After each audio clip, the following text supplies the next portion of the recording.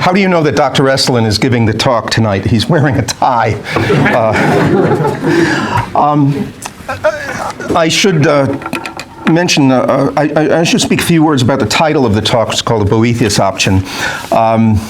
It's a play on the title of a book by a fellow named Rod Dreher called The Benedict Option. How many people have heard of that? Okay, most of you have heard of it. It's a recommendation of where to go forward now in this time of ours. Mr. Dreher recommends that Christians come together intentionally to form communities of study and prayer and, frankly, normal human life, right? Monasteries, again, but without necessarily becoming monks, all right? To go back to the wisdom of St. Benedict. I want to suggest to you that tonight that that's very important to consider. Also to consider is the example of Boethius, who I'm going to talk about somewhat here tonight, and the example of another fellow whose name begins with a B, St. John Bosco. Okay, so the first order of business here, as I see it, if we are going to preach Christ to the people round about us, is to know what they are like. What's the situation that they live in? If you have to preach Christ in you will excuse me, a whorehouse or a bombed out city, intellectually and culturally, you have to grasp what it is like to live in such a place. Now, as I was coming up here, I noticed that there are books behind me, right? I don't know how many, I think it was 15 boxes of books donated by somebody that I know through that instrument of the devil called Facebook. And he wanted to know where to donate them. I said, just bring them up here. It's interesting that he would be at a loss to know what to do with these books. The reason why he's at a loss, of course, is that nobody would want them. His local library would certainly not want them, okay? In fact, most colleges would not want them because, frankly, you guys don't know what it's like, perhaps, out there, but most college students would find it rather difficult to read any one of these books. And perhaps college professors, too. I'm looking at this book here called Dominican Penitent Women. And I took 100 college students at random, and I said, what's a Dominican? I think it would only be single digits that would be able to respond correctly. And as for penitent, well, they might make a vague guess at that. Women, who knows these days? No one knows. Such are the times, right? So what do we do? What do we do in times like this? And my mind returns to someone who knew perfectly well that he was living in an age of cultural decline. And there are ages of cultural decline. This is well documented in the history of human civilizations. So I'm thinking of Boethius.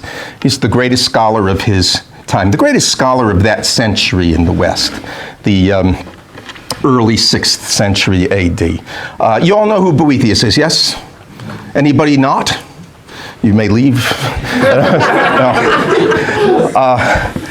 So he's the greatest scholar of his time, and he's, as you may remember, you who have read The Consolation of Philosophy, he awaited, near the end of his life, a gruesome execution at the hands of the Goths. They had assumed lordship over the Roman state in the West. Now, the Goths were not pagans. They were Arian Christians, semi-barbaric. So they were about speed for nowadays, semi-civilized. They acknowledged, for instance, the overlordship of the emperor out in the east in Constantinople, but they still had plenty of what we would call barbarism about them. And he was awaiting a gruesome execution, too. If you were a Roman citizen back in the day, and you were sentenced to death, you could not be executed in any gruesome way. The execution was beheading, okay? But the Goths were not quite Romans, and so he was awaiting a nasty execution. Tell you about it after the talk if you want to know, okay? Anyway, to Boethius's farsightedness, we owe much of what the Middle Ages knew of Greek philosophy. He preserved it. He translated it. For instance, he translated a lot of Aristotle and Plato. He was an original thinker, but also a preserver. The crown of his life's work, which he did not live to achieve, was to show that the philosophies of Plato and Aristotle were in harmony rather than in conflict, as most people saw it, as most people had concluded. He did, however, achieve a great deal, even though his life was cut short. He kept alive in his place and time those very philosophies themselves. And the only reason why he was in prison at all was that he was an old-fashioned Roman following what he thought was his Roman duty. His duty to his country was more important than his desire to live a fairly well-to-do and retired life of a scholar. That is, he could have lived that life and not gotten into trouble at all. He wasn't made to be a politician. He didn't enjoy politics, but somebody has to do it in a bad time. So he took what we might call the Boethius option, that is, he worked in the political arena against his inclinations. And I have to confess to you, I have not taken that option. I do not like the political arena. Somebody, though, has to do it. Boethius lived in bad times. However, he was not what I'm going to suggest that contemporary man is right now. He was not alienated. Okay? You guys who have been reading Camus and Hannah Arendt know that this is in play, right? The essential alienation of contemporary man. We see that he was not alienated in the Consolation of Philosophy when he describes the proudest day of his life, okay? His two young sons were elected to the consulship on the same day, and they were led in parade before cheering crowds.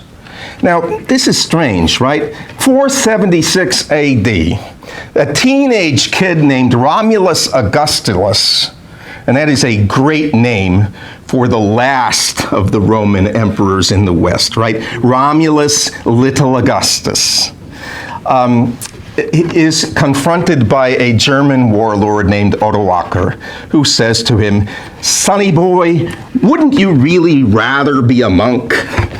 And Romulus Augustus says, yes, sir, and abdicates. And that's 476. We're talking decades after that. There still is, apparently, a Senate in Rome, in the West, and consuls, right? The office of consul was once the most powerful in the state. It was now not much more than an honorary title. Boethius surely knew that. But he could think of consuls going back 1,000 years. 1,000 years to the days of the first Brutus, the liberator of the Roman people from domination by the more sophisticated Etruscans and the Etruscan kings, the puppet kings that the Etruscans had in the little Roman area. Boethius wrote, as I've said, in a tradition of learning that also went back 1,000 years. To Socrates, Plato. He studied Socrates and Plato not as an antiquarian or an archaeologist. They were really present to him, urgently present. His poetry, Boethius' poetry in the Consolation of Philosophy, employs meters that bind him to lyric poets writing in Greek and Latin centuries back, even to the great singers of the epic, Homer and Virgil. Above all that stands his Christian faith, also his debts to Augustine, St. Augustine, and other Christian theologians, and his confidence that his life and the lives of all men were in the hands of a just and all-wise and almighty providence, eternal, the self-same, never failing. How could you be entirely alienated with that? It's not possible. It's not even conceivable. Now think of the young person of our time in his cave. He's not exercising what Mr. Dreyer called the Benedict option because he's not part of a community of prayer. He's not really part of a community at all. He's not exercising the Boethius option. That is, he can hardly conceive of the virtue of piety and the demands it makes upon a good man and good citizen. If I were at Harvard right now, Harvard is a four-year community college in Cambridge, right next to Boston. If I were at Harvard right now and I talked about the virtue of piety to 100 students, let's say, maybe 10 or 15 would nod and say, yes, this has something to do with religious devotion. The others would mainly be in a fog.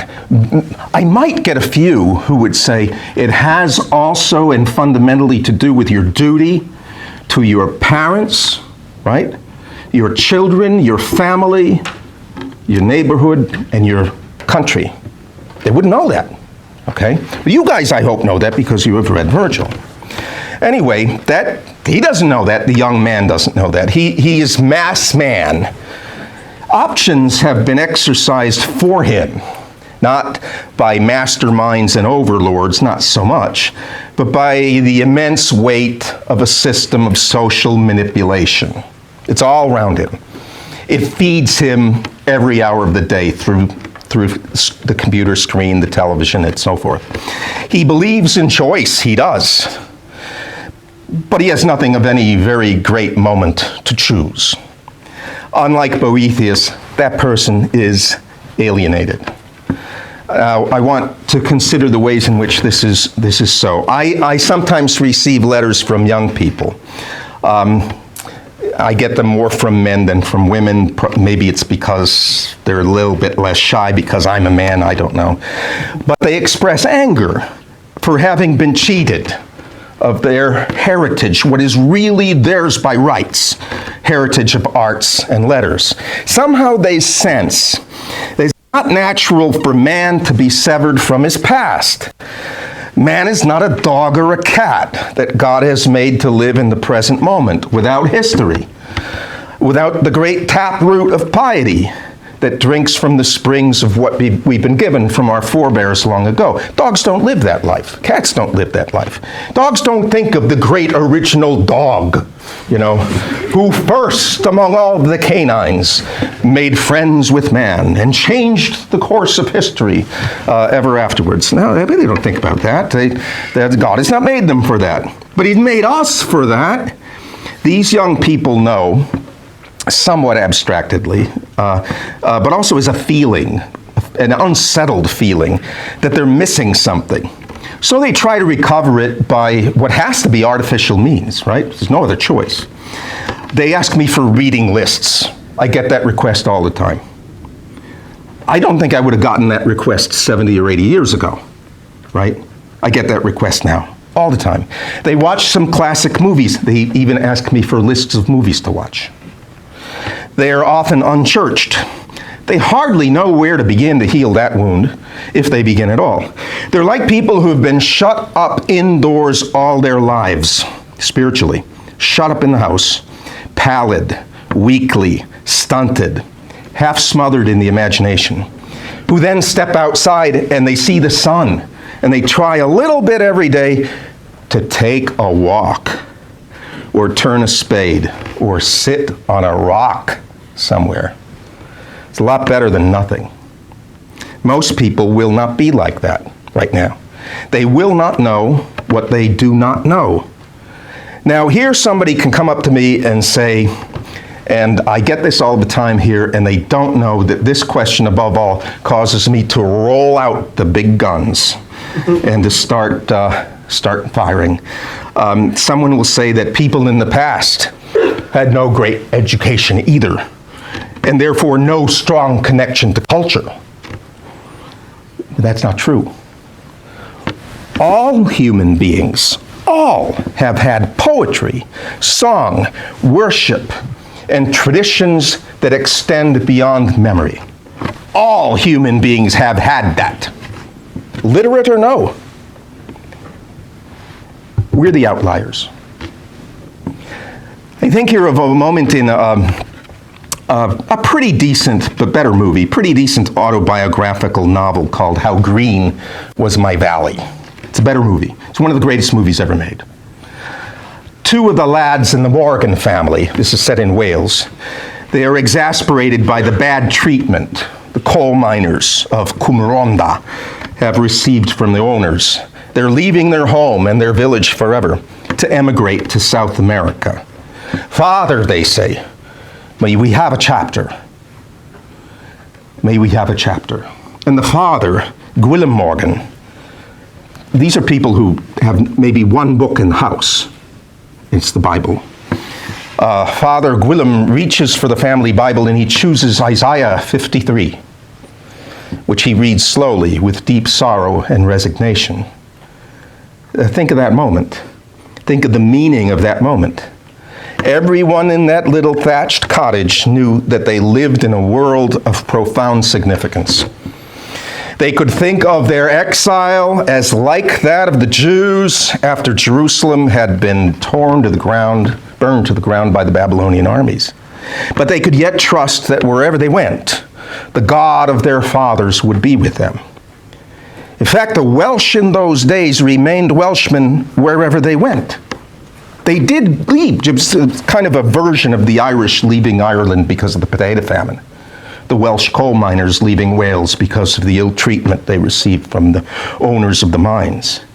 They went to a Welsh-speaking colony deep in the heart of Argentina, where there is still a village where people speak Welsh. Or they went to the coal mining towns of Pennsylvania, where I grew up. They spoke and sang and prayed in Irhenyaith, the old tongue. That was the way with German and Swedish Lutherans who came to the United States also. So it was with French and Italian Catholics. They had cultural homes, thousands of miles away from where they were born. And they had them, though they had hardly gone to school at all. My grandfather, my mother's father, left school in the 2nd grade. But modern man in his cave, mass man, he doesn't have any home like that, even if he has graduated from college and he still lives in the basement of his parents' house. So how can we expect that he will be rooted in culture when he doesn't even feel himself to be rooted in his own body? Think of what alienation must already have occurred for people to believe that their bodies are wrong. Think of that. I don't know how many Amish kids who really are deeply rooted in a vibrant culture. How many Amish kids feel so alienated that say, I was born in the wrong body? It'd be crazy. I have a colleague at Touchstone magazine, Robert George. Did anybody hear of him? He's a great political philosopher. He's called this philosophical position self-body dualism. It's as if the self, floating in the air someplace, in a frail and ever-threatened imaginative space, the soul feels the body as something alien to it, an accident, a thing to be used or transmogrified to attain the desires of this self that can't be identified. It's here, there, nowhere. The very possibility of saying, I have the wrong body, would not have occurred to anyone before our time and place. It would not have occurred to young Hugh Morgan in the novel that I alluded to. His boyhood was affirmed at every pass, every hour of the day, by his father and his big brothers, but also by his mother and his sister, who needed him to grow up to be a man, and who saw to it that he did so. How do you know you're a boy? You're chopping wood alongside your father, and your muscles are growing strong as cables, even before the miracle of puberty. How do you know you're a girl? You're baking bread alongside your mother. You'll have memories in your arms and hands and fingers of what it means to feed hungry people, from the toddler tugging at your skirt to the great big exhausted man come in from the field. How do you know that boys and girls are meant for one another? You know it, as you know that fresh air is good and the sky is blue. We don't know it. Walker Percy, the Catholic novelist, the convert, I believe, said we are lost in the cosmos. It's as if we ourselves are the aliens. We're looking for aliens out there. Oh, so many television shows have been about aliens. We're the aliens. We're the aliens that so many scientists have hoped to meet. They want to meet God. They want to meet somebody with antennas. Right? Then their life will have meaning. If only they could meet somebody with green flesh and antennas. Think of what it means to be lost in a cosmos. I don't have to explain what it means to be lost in a chaos. You can't be anything but lost in a chaos where there's no stable place to dwell in. There's no objects. There are no objects that endure from moment to moment. No law but lawlessness. No personality. But how the heck are you lost in a cosmos? We dwell in a cosmos of astonishing beauty. We don't see it. You all who have studied Greek, you know what cosmos means basically, right? What does it mean? It's well ordered, it's beautiful, it's cosmetic, so to speak. It's what it is in this delightful and gorgeous harmony. To be lost there, we don't see the cosmos. Otherwise, we would be eager to reflect it in our art, but our art doesn't reflect it, not anymore. It celebrates the ugly, the so-called transgressive, the lawless. We must not see it because we don't see the cosmos that is as near to us as our own flesh and blood. We don't see it in our bodies. If you're lost in a cosmos, that can only mean that you yourself are out of kilter. You're disordered. You are chaotic. Consider the loneliness, the intergalactic loneliness of our time. In various articles, I've called that shift in sexual mores, called the sexual revolution. I've called it the lonely revolution. I am old enough, just barely old enough. I may be the youngest person you will meet who has strong memories of Latin in the Mass. I'm also barely old enough to remember everything that was promised by that sexual revolution. It was going to bring us harmony and understanding. The age of Aquarius didn't bring that. It brought us alienation. It was inevitable. Fornication with no end beyond the pleasure of the act. Sometimes not much pleasure either, but just a reprieve from loneliness or a chance to sweat off your anxieties. That's essentially alienating. The man and woman do not fully unite as man and woman.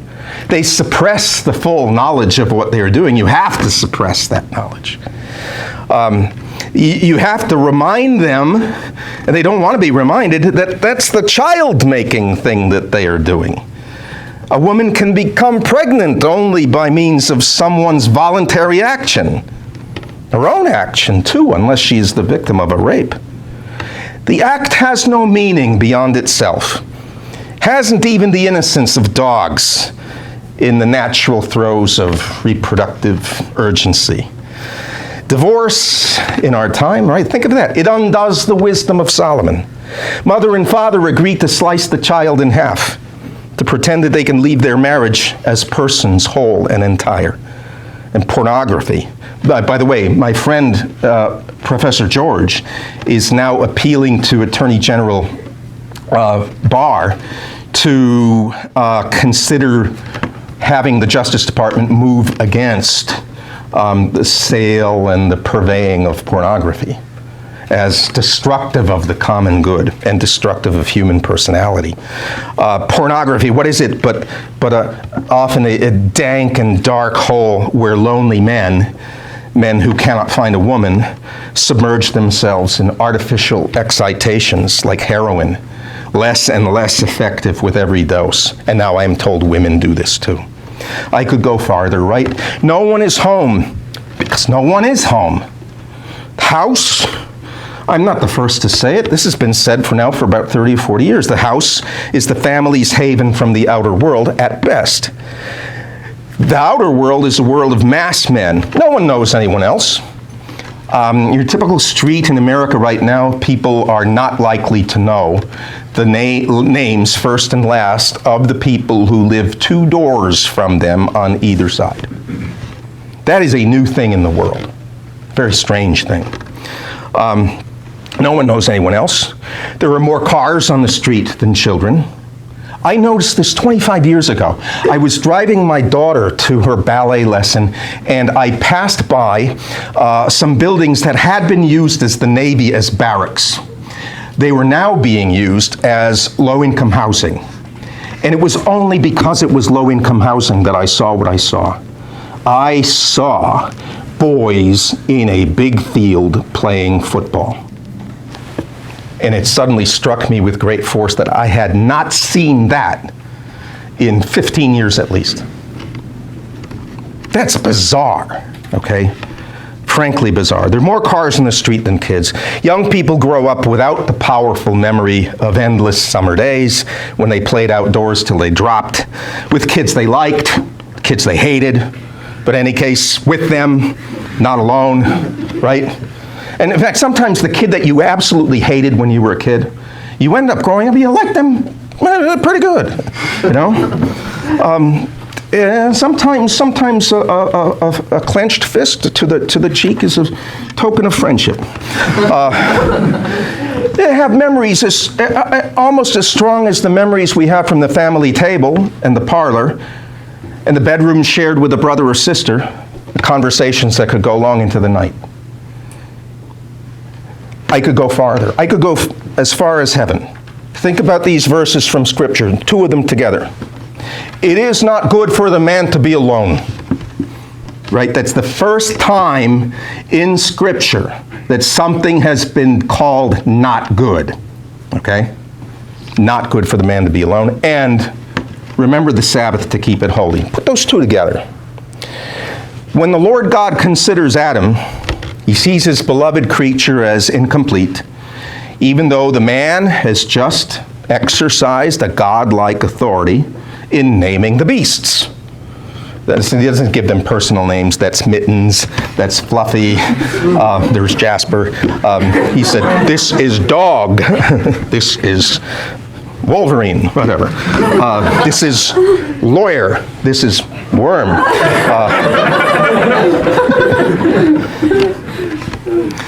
The God whom we worship as three persons, that God is not alone.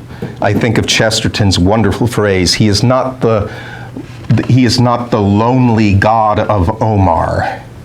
He is a communion of persons, essentially, not by decision or by accident, essentially in relationship. Adam can't bear the image of God unless he too is bound in relationship with a help who is meet for him. Meet, M-E-E-T, for those of you from Yale, the word means fitting, okay?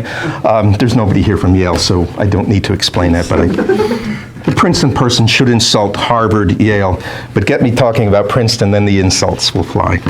God made the light, and he beheld it as an artist beholds his work. He declared it to be good. But that the man should be alone, that's the first thing that is lotov in Scripture, not good. So suppose we accept what even the pagans must have seen. Man and woman belong together.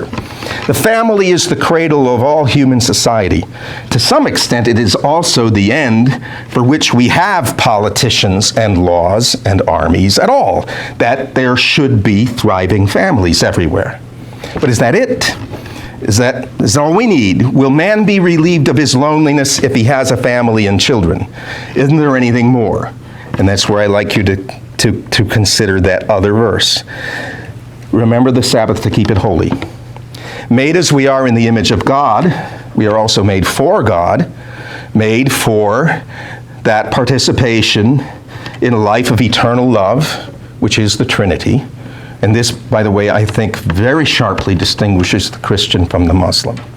Again, even the pagans have understood some little bit of this.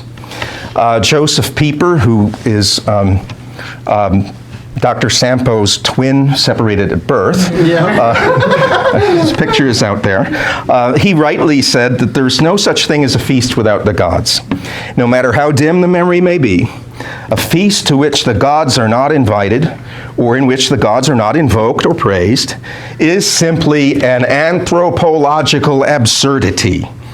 We are united, if we're going to be united at all, we're united from above. Consider how the bonds of family life grow frayed and fragile over time without the strength of religion or the duty that we acknowledge to God. It's a good thing to remember playing ball with your brother. It's a good, altogether of another dimension, to remember singing a hymn with your brother.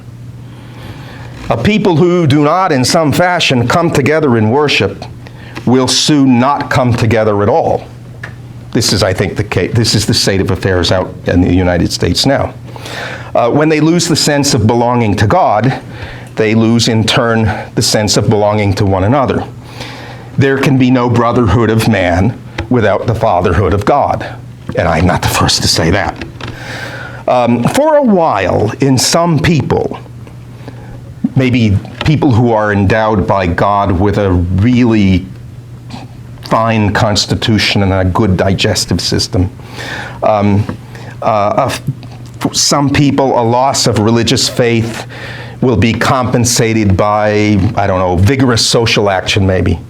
But it's ultimately empty. It doesn't soothe the heart. It's a bandage laid over the Grand Canyon. When the inevitable frustrations and failures come, such people collapse, or they can collapse, into political actors with a vengeance. You want to know who hates with the bitterest hatred in the world? A disappointed philanthropist. C.S. Lewis once imagined a race of semi-rational creatures, monopods. This is in the Chronicles of Narnia, hopping about on one foot. The monopods couldn't imagine that there were creatures walking on 2 feet. They would rather deny the evidence of their senses than admit that possibility. That's our modern man. He's lonely. He's grown habituated to it. He can't imagine what a real society might look like. The basement is comforting because it is dim. He is faithless, but he's grown habituated to it. He can't imagine what it would be to praise God from a full and joyful heart. Singing is too strenuous for his frail constitution. He has no hope in this world or the next. He doesn't even understand what that word hope means. He confuses it with optimism. Never make that confusion. Optimism is a confidence man, an imposter. It's hope that's the real deal. Hope that you want. Hope is for man on the field of battle, and battle means danger. But this poor man I'm talking about, he has no culture to which we might appeal, from whose nourishing roots we might work. He's been told all his life that beauty does not really exist, and he seems determined to make that denial a reality. He has no strong connection to the natural world around him, but he is still made by God, for God, made for the love of God and neighbor, made for genuine love. So what do we do with this alienated man? How do we preach to him? How do we teach him? That's the question. What do we do? This is the situation. Well, first, you can't give what you don't have. That's a platitude too, right? I'm not the first to say it, but it's so. One alienated man cannot save another. One drowning man pulls the other drowning man down.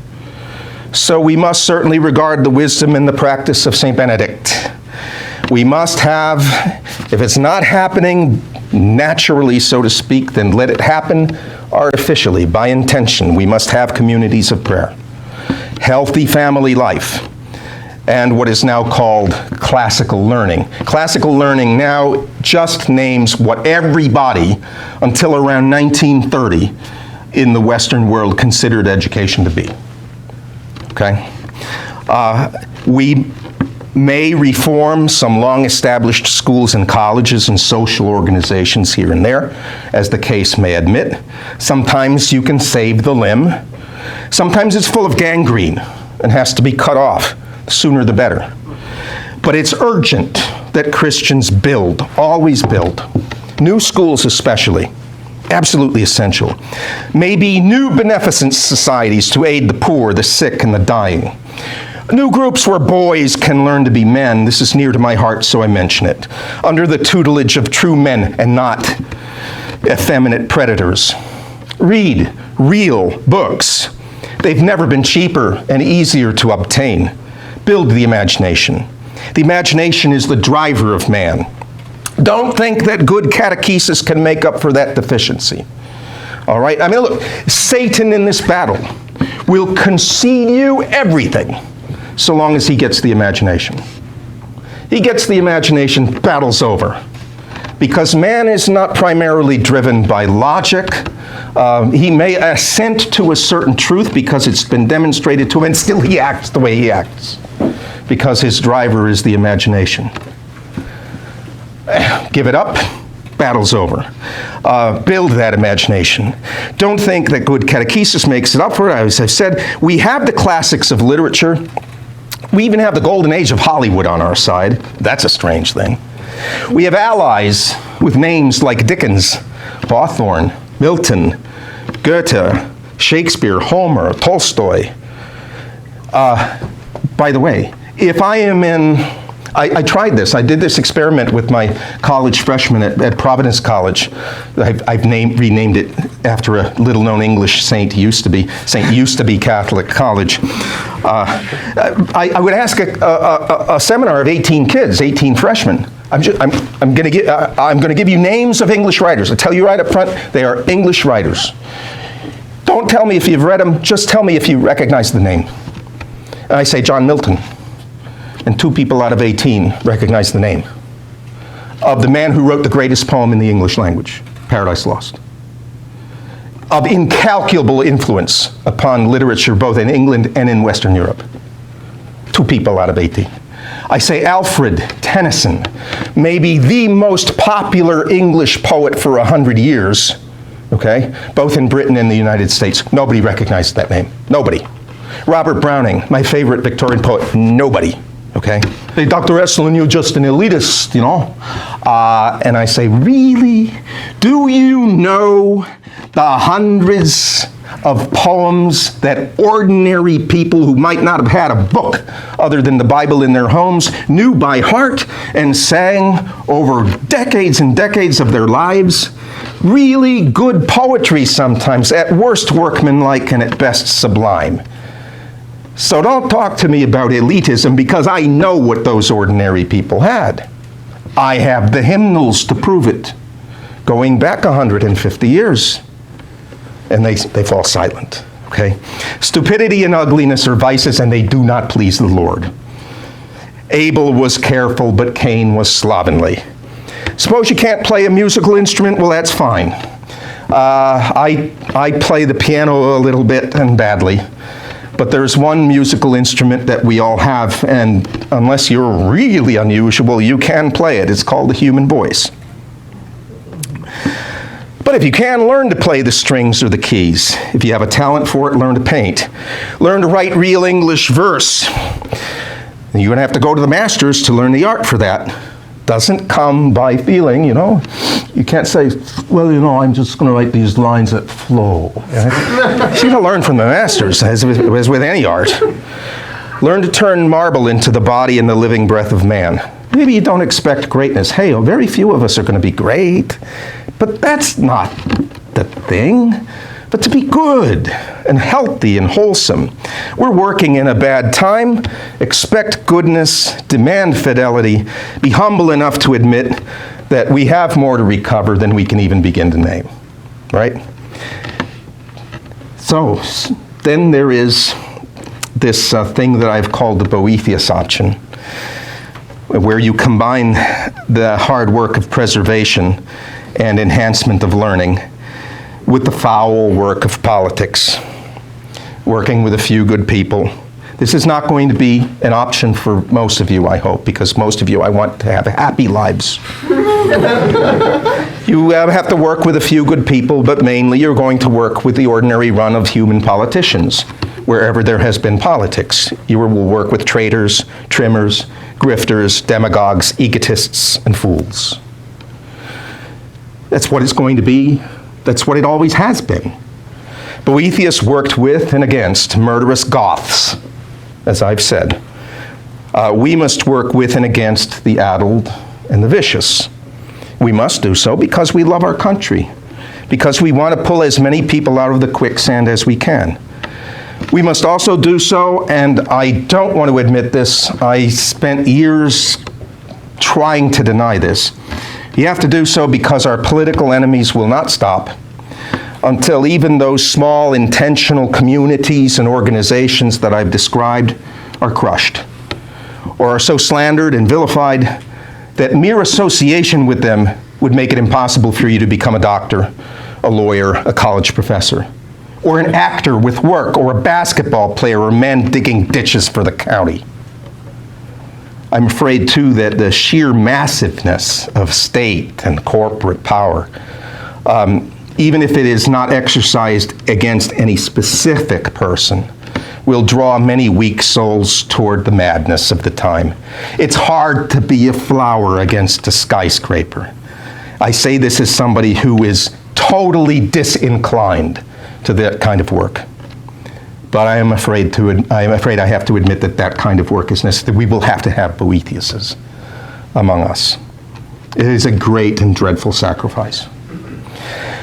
But to go even farther here, neither Benedict nor Boethius will do enough for men already alienated, so I am now recommending my third of the B's here, another line of attack, which I'll call the Bosco option, for St. John Bosco, who ministered to the street boys of 19th century Turin, who built schools and founded a whole order of teachers, the Salesians, now gone off the rails, so we have to reform what we can reform and found things anew. But anyway, John Bosco combined kindness with absolute cleanness of life and a real shrewdness about the boys he wanted to save. Shrewdness as to what they were by nature. No slogans, nothing politically correct. You got to work with what really is. Not what some politics imagines human beings to be, but what they really are. What their evil habits were, where they were going wrong, what they needed to heal them and make them strong men. First point is that he actually went among them in the streets.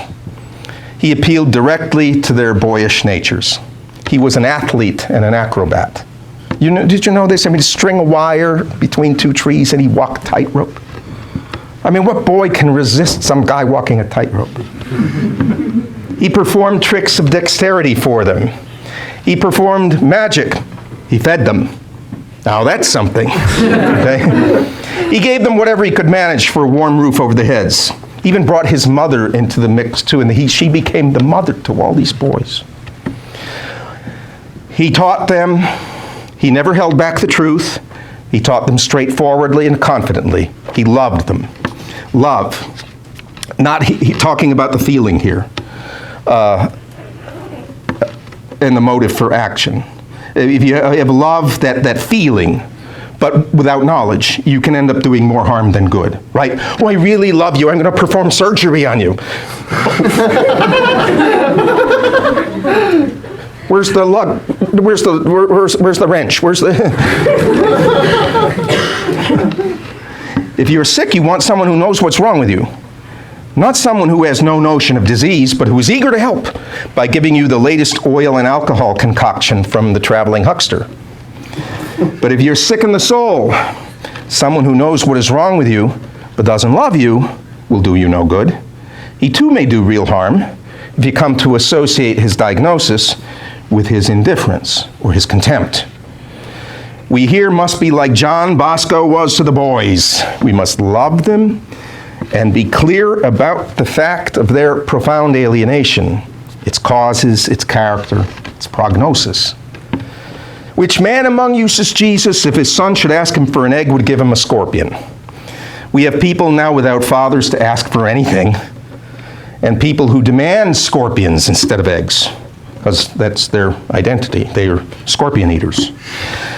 They do so partly from perversity, mainly from ignorance and alienation and despair. Never underestimate the loneliness that is at the heart of much of our current confusion. Pope Francis has called the church a field hospital. He's right about that. Whether he's right about the diseases and the proper remedies, this is another question I don't want to get into. We should know the diseases. And on a human level, we should have ready the remedies on a human level. Son asked for an egg, not a scorpion.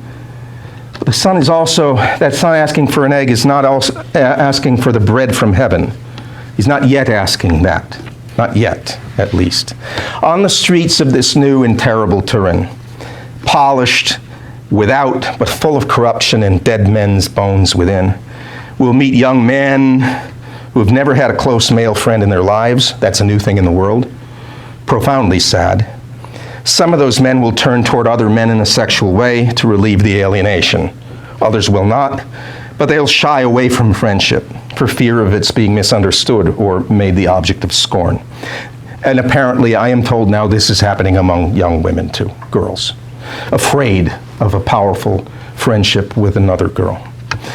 That's a wound to heal, and John Bosco's got to see to it. He knows what the sufferer doesn't know. He knows that that kind of friendship, man with man, woman with woman, is an ordinary and natural thing.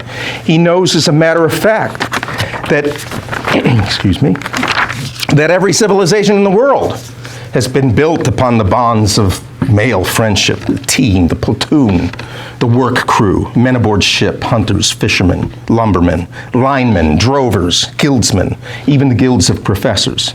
He'll remember that Jesus himself in his humanity called round him a band of brothers, the apostles, to be his ambassadors to the world, putting their lives at risk, baptizing all nations in the name of the Father and of the Son and of the Holy Ghost. In the streets of this new Turin, he'll meet people who have never read a good book. That's true. In all their lives. And that wouldn't be a big deal if we're talking about illiterate peasants who went to Mass every Sunday and who sang songs, folk songs, hymns, had hundreds of them by heart. They have no poetry or long-loved songs by heart. They are alienated from culture itself. They can decipher words on a page. Maybe it would be easier to heal them if they couldn't do that, because they believe inaccurately that they do know how to read. We must teach them to read. That won't be easy. Children like to read because reading opens the universe to them. Our street people believe they know all there is to know about the world. They're like people who think that they know the stars because they once saw them reflected in a puddle. But slowly and patiently, we have to teach them to read good things.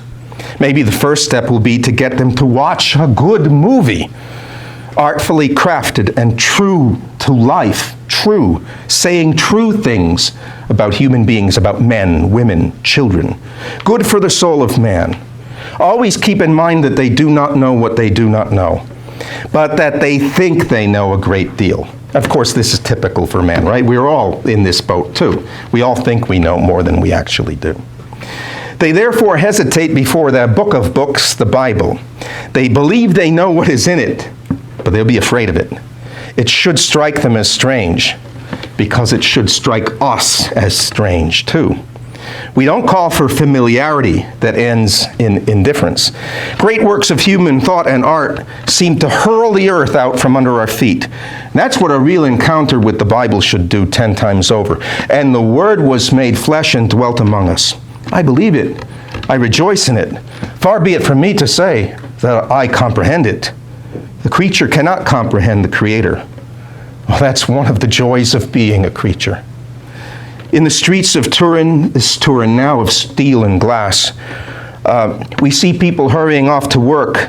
The work they do seems to have as its great result only this city of steel and glass. Alienated people build up an alienating city. We speak a lot about community, but where is it to be found? In cubicles? Why do we work? The alienated man does not know why. We work, he thinks, because otherwise we have no worth. We work for money. Money is for the pursuit of your pleasure. Many commentators have compared modern man, nameless and faceless, swept by the millions into their places of work, then swept by the millions back to the places where they sleep, compared them to ants in an anthill. This is unfair to ants. Ants do what they do by the nature God gave them. You kick that anthill, They scurry about till they build that thing again.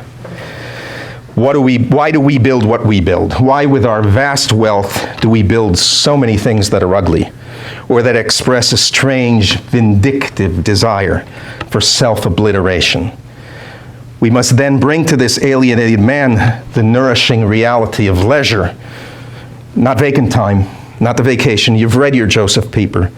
He's got enough of those. He's vacuous enough already. I mean the leisure that partakes of the feast. Remember the Sabbath to keep it holy. When has this street person, this jacketed and tied up white-collar laborer at steel and glass, when has he ever known a feast? Large parties? Yeah, he's known them. Debauches? Sure. Unless his very loneliness has protected him from debauchery. But a feast? Every French peasant hoeing potatoes knew what it was to celebrate a feast. The church bells ringing the Angelus every day would remind him of it. Every Russian serf cutting the barley with his sickle knew what it was to celebrate a feast. The little icon on his shelf at home would remind him of it. Our alienated man does not know it. So we have to bring the feast his way. The feast implies the presence of the divine. You see, I'm building to the climax here, right? It doesn't mean that we hang a flag outside of our church, vainly declaring that all are welcome. That's self-congratulation. It means that we take the mystery and the joy of the feast into the streets. Our enemies will not use the phrase freedom of religion. They only use the phrase freedom of worship. They're afraid of the full expression of religion. They fear that that freedom of religion will be too public a thing. So let freedom of worship be a public thing. That still is within the bounds of the law. Bring it forth, bring it outdoors. It'll make people uncomfortable. Well, let them be made uncomfortable. All truly great things make us uncomfortable. It is not a comfortable thing to gaze upon the cycle of paintings that Michelangelo covered the ceiling of the Sistine Chapel with. That's not comfortable. It's not comfortable to listen to Bach's Passion according to St. Matthew. True love is far beyond comfort, as are true sorrow and true joy. Does it ever occur to us that outside of our congregations, for Roman Catholics sometimes, even within our congregations, most people alive have never heard a group of their neighbors singing from a full heart. Never heard it. Singing about what stirs them to the core of their beings. That's an experience that human beings have always known until our time. Never to have had it. It would be like never having beheld a sunrise or water rushing in a stream. In this new Turin, no one is at home. I'm not the first to say it. Romano Guardini said it when he noted that modern man had lost the sense that the world, the cosmos, was a haven for him. Even the Christian cosmos that had torn the firmament in two from top to bottom when Christ our life was made flesh to dwell among us, and when he rose triumphant to prepare a place for us with him. Man has not been made humble by the accomplishments of modern science. He has been made proud, and he has been humiliated, and those two go together. Gabriel Marcel said it when he wrote against the mass man, suffering the techniques of mass manipulation and degradation, the techniques of advertising and mass politics. Our task is to bring man home. Every man we meet is an orphan. We too are orphans. We are lost. And if we relied upon our own intelligence and strength of will, we would achieve nothing. But we have one who has gone before us to mark the way. He is not John Bosco. He is the way, the truth, and the life. He does not merely give us the answers we seek. He is not a sage or a guru. He is the answer we seek. His cross is the span above the abyss. Ultimately, we and the lost souls we wish to help must meet that cross. So let us do so with good cheer and bold faith in this time, as in all times. There's no alternative. Thank you.